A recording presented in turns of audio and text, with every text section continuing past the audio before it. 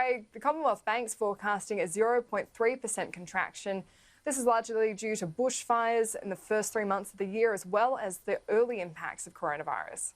Oh, we had everything but the kitchen sink thrown at us through the first 3 months of this year. It wasn't just the pandemic, which hit basically through the March month. But as you say, so there was drought, there was bushfires, there was flooding, there were cyclones, you name it, it was hit. So if we manage to record some growth in the March quarter, we'll be seeing some sort of a tremendous success story around the world. It'll certainly be the envy of the world, given the number of declines that we're seeing in other parts of the globe.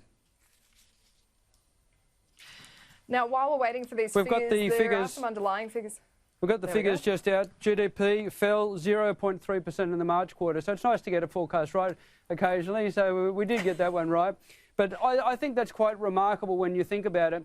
0.3% fall in the March quarter. We had everything but the kitchen sink thrown at us, and we've held up with only a 0.3% fall. That's truly remarkable. In the United States, the decline at an annualised rate was 5%. Annualising our decline is 1.2%. The United States down 5%. In the European Union down 14%. Down 33% in China. Down something like 9% in Germany. So that's an extraordinary performance and just underlines the resilience of the Australian economy. Really remarkable there, especially getting that projection bang on, as you said. Have we got any latest data on any of those underlying figures, things like consumption, which is also expected to be pretty iffy considering we've all been panic buying in this first quarter, but then also down in so many other aspects of the retail sector? Yeah, the figures are only just coming through now. So as I said, it's down 0.3% for the headline measure, 1.4% growth. Productivity, well, the good news is there was Australians were more productive, in that March quarter, up in the order of 0.5%. The household savings ratio, there was a lot of people saving some money in the March quarter. Certainly there was some cash handouts, during that period of time as well, particularly for the bushfires. 5.5% for the household savings ratio. That was up quite significantly, so that was quite encouraging.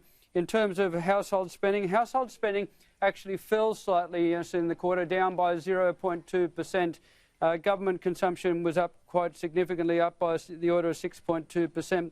But in terms of the contributions to growth, it basically came through government. Government was up in the order of 0.3% in terms of its contribution to GDP. The trade sector contributed something like 0.5%, but the major negatives was we ran down inventories in the quarter, so that weighed on economic growth by 0.5%. And then, as I mentioned, household spending fell slightly in the quarter. That sort of weighed on growth. But overall, sort of quite a remarkable outcome. It could have been sort of a whole lot worse. As you say, sort of before, we're likely to get a very significant contraction in the June quarter. So technically, we will be in recession. But basically, it's taken a global pandemic to end the record run that we've had here in Australia.